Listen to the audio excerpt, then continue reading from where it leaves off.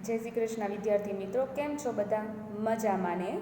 विषय हिंदी कक्षा 5 same 2। Okay, same 2 द्वितीय सत्र में सत्र 2 बराबर।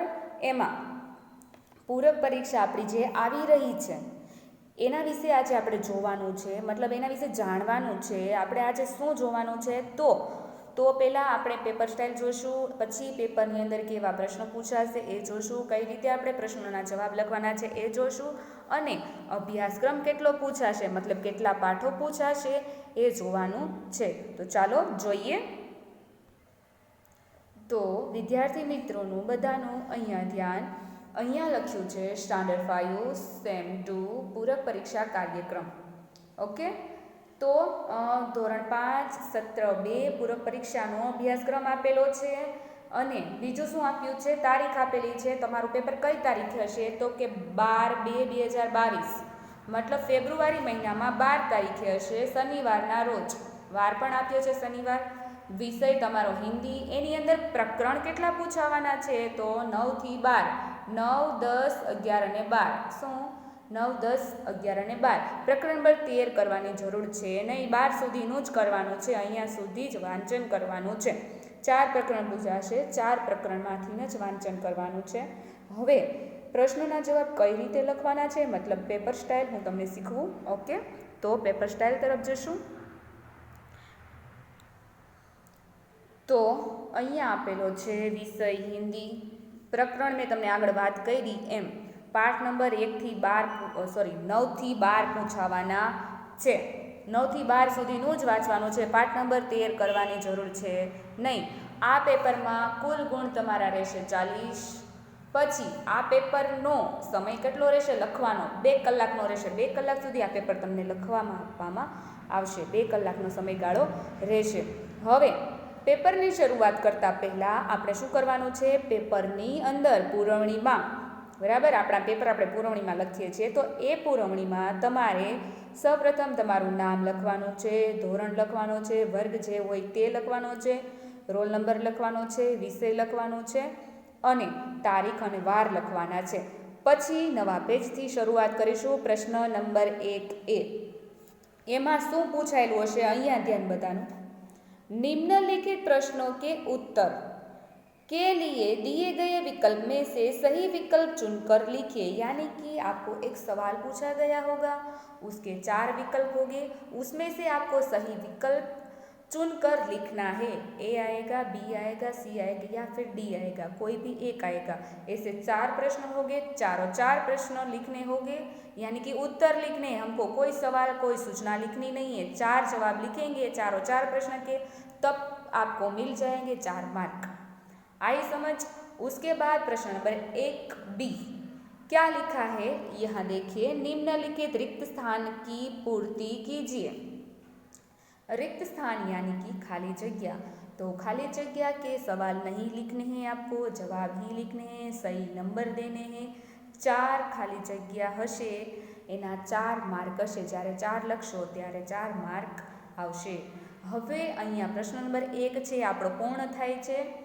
હવે આવશે પ્રશ્ન નંબર 2। પ્રશ્ન નંબર 2, નિમ્નલિખિત શબ્દો કે ગુજરાતી में लिखिए। હવે શબ્દ આપેલા છે અહીંયા સૂચનામાં ધ્યાન। પ્રશ્ન નંબર 2 એમાં શું કીધું છે, निम्नलिखित शब्दों के गुजराती में लिखिए। गुजराती में कैसे लिखने, कोई एक हिंदी शब्द होगा, जैसे कि सेब। सेब ने આપણે ગુજરાતીમાં શું કહે છે, સફરજન કહેવાય છે। તેવા 2 તમને નામ આપેલા છે, અથવા તો 4 આપેલા છે, જેટલા બી આપેલા હશે, બરાબર, એના માર્ક હશે 2, અડધો માર્ક એકનો હશે, બરાબર, તો 4 આપેલા હશે, એક આખો માર્ક હશે તો 2 આપેલા હશે, ખબર પડે છે। ત્યાર પછી પ્રશ્ન નંબર 2B, નિમ્નલિખિત પ્રશ્ન કે એક એક વાક્ય में उत्तर लिखिए। એટલે તમારે જે સવાલ આપેલો છે એનો જવાબ એક વાક્યમાં લખવાનો છે, એક એક વાક્યમાં લખવાનો છે। यहाँ लिखा है निम्नलिखित प्रश्नों के एक एक वाक्य में उत्तर लिखिए। तो उत्तर लिखने हैं, 4 प्रश्न होंगे, चारों 4 प्रश्न लिखेंगे, तब आपको 4 मार्क मिलेंगे। जब आपका एक सवाल का जवाब कंप्लीट हो जाए तब 2 नंबर लगाना है, एक लाइन छोड़ के। ओके, सभी प्रश्नों के उत्तर हमको लाइन छोड़ छोड़ के लिखने हैं। उसके बाद प्रश्न नंबर 2C, तो उसमें क्या है, ઉચ્ચિત જોડે મિલાઈએ उसका ગુજરાતી હોગા જોડકા જોડો. બરાબર, તો આપણે સ્કેલનો ઉપયોગ કરવાનો નથી, જોડકા જોડવાના નથી. વિભાગ અ એની સામે લખવાના છે, વિભાગ બી નહીં, જવાબ લખવાનો છે, જેના માર્ક કેટલા રહેશે? 2. ओके, अब उसके बाद नया प्रश्न आएगा, प्रश्न नंबर 3. प्रश्न नंबर 3 में क्या लिखा है, यहाँ ध्यान आपका होना चाहिए. प्रश्न नंबर 3 में लिखा है कि समानार्थी शब्द, निम्नलिखित समानार्थी शब्द लिखिए. शब्दों के समानार्थी, जैसे कि कोई एक शब्द होगा, जैसे कि धरती, तो धरती का समानार्थी होगा पृथ्वी. आकाश होगा तो आकाश का गगन. ऐसे 2 शब्द होंगे, एक का आधा मार्क होगा. आप दोनों लिखेंगे तब आपको पूरा मार्क मिलेगा 1. ओके, उसके बाद क्या लिखा है? उसके बाद प्रश्न नंबर 3 का बी में क्या लिखा है? निम्नलिखित शब्दों के विरोधी शब्द लिखिए. विरोधी शब्द यानी कि विलोम शब्द. आकाश तो धरती. ओके, तो ऐसे 2 शब्द हो गए, दोनों के दोनों शब्द लिखोगे तब आपको 1 मार्क मिलेगा, मतलब 1 का आधा होगा यहाँ. उसके बाद प्रश्न नंबर 3C, निम्नलिखित मुहावरे का अर्थ लिखकर वाक्य प्रयोग कीजिए. यानी कि रूढ़ि प्रयोग. आपको कोई एक वाक्य होगा, जैसे कि मुंह में पानी आना, तो उसका अर्थ लिखना है, फिर उसका वाक्य भी बनाना है कि शीतल को जलेबी देखकर मुंह में पानी आ गए. ऐसा वाक्य कोई भी आप बना सकते, तब जाकर आपको उनके 2 मार्क मिलेंगे. उसके बाद प्रश्न नंबर 3D, मातृभाषा में अनुवाद कीजिए.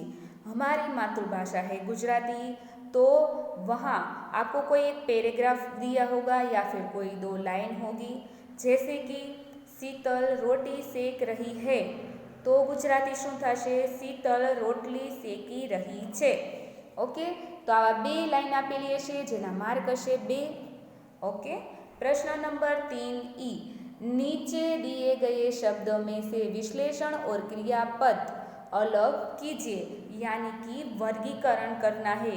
सारे शब्द इकट्ठे हो गए, आपको विश्लेषण अलग करना है, उसमें से क्रियापद अलग करना है.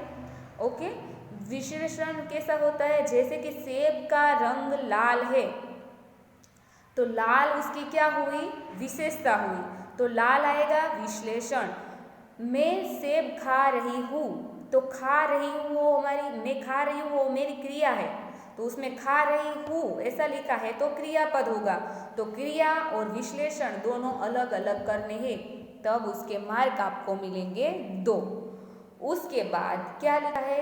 प्रश्न नंबर 4 आया है, यानी कि नया प्रश्न आया है. प्रश्न नंबर 4A, निम्नलिखित प्रश्नों के सविस्तार उत्तर लिखिए. हर एक के 2 गुण होंगे, यानी कि एक प्रश्न का 2 मार्क होगा और टोटल गुण होंगे हमारे 6. तो उसका मतलब हुआ कि 3 प्रश्न पूछे होंगे, एक प्रश्न का 2 मार्क. ओके, तो 3 प्रश्नों जवाब लखशो त्यारे तमने 6 मार्क मळशे. एमां ए पण लखेलो हशे कि किन्हीं 4 में से 3 लिखे, तो आपको 3 ही लिखने हैं, 4 लिखने की ज़रूरत है नहीं, क्योंकि 3 के ही उत्तर के मार्क 3 लिखोगे तभी 6 मार्क मिलेंगे. 4 का इधर मार्क है नहीं, 3 के ही मार्क हो गए 6. उसके बाद प्रश्न नंबर 4B, क्या लिखा है? काव्य पंक्तियाँ पूर्ण कीजिए, जिसके मार्क हो गए 2. तो काव्य पंक्ति हमारे हिंदी पुस्तक में है 10 नंबर की सीखो काव्य. उसमें से कोई एक पैराग्राफ चुनकर पेपर में होगा, जिसको आपको लिखना है. उसकी काव्य पंक्ति की पहली लाइन और आखिरी लिखी होगी, आपको बीच वाला हिस्सा लिखना होगा, यानी कि पूर्ण करनी होगी जो आधी अधूरी है वो, तो उसके 2 मार्क होंगे. ओके, उसके बाद आता है सबसे आखिरी वाला प्रश्न. प्रश्न नंबर 5 नए पेज से लिखने हैं, नया प्रश्न नए पेज से. ओके, तो प्रश्न नंबर 5A, उसमें लिखा क्या है? भिन्न शब्द पर राउंड कीजिए. भिन्न शब्द यानी कि अलग शब्द, जैसे कि मैं कहती हूँ सेब, अंगूर, केला, और आखिर में लिखती हूँ टमाटर, तो इनमें से अलग कौन सा हुआ? 3 है वो फल है और 1 है वो सब्जी है. तो सब्जी है उसमें हमें राउंड लगाना है, क्योंकि वो अलग पड़ता है, भिन्न पड़ता है, तीनों से अलग पड़ता है, उसके ऊपर राउंड नहीं करना है. तो ऐसे 3 हो गए तो 3 के 3 लिखने हैं और राउंड करने हैं तो 3 मार्क मिलेंगे। उसके बाद प्रश्न नंबर 3 सबसे मोस्ट टाइम वाला प्रश्न। ओके, तो उसमें क्या होगा, उसमें होगा निम्नलिखित विषय में से किन्हीं एक विषय पर आपको 8-10 वाक्य लिखने हैं, यानी कि निबंध होगा वो। हमने आपको लिखाया है निबंध की बुक में, मेरा गांव, मेला, प्रिय नेताजी, मेरा प्रिय प्राणी जैसे निबंध लिखाए हैं। तो हमको इनमें से जो भी 3 निबंध हो गए तो उनमें से एक ही लिखना है, जिसके मार्क आपको 5 मिलेगी, परंतु निबंध में स्वच्छता होनी चाहिए। उसके ऊपर लाइन लगानी नहीं है, छेद छाप करना नहीं है। निबंध का टाइटल बड़े अक्षर में लिखना है, फिर शुरुआत पैराग्राफ से करनी है, सही अक्षर लिखने हैं। निबंध होगा, टाइटल होगा मेरे प्रिय नेताजी। ओके, तो प्रिय नेताजी लिखने हैं निबंध। तो यहाँ मैंने आपको क्या समझाया, पेपर स्टाइल समझाई।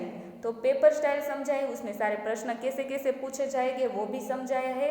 तो 40 मार्क का हिंदी का पेपर होगा, तो आपको 40 मार्क की तैयारी करनी है पाठ नंबर 9 से 12 तक। ओके, तो यहाँ तक हमको रखना है, आपको अच्छे से तैयारी करनी है, जिस कारण आपको परीक्षा में 40 में से 40 मार्क आ जाए। तो परीक्षा के लिए सभी छात्रा को best of luck. Okay, done.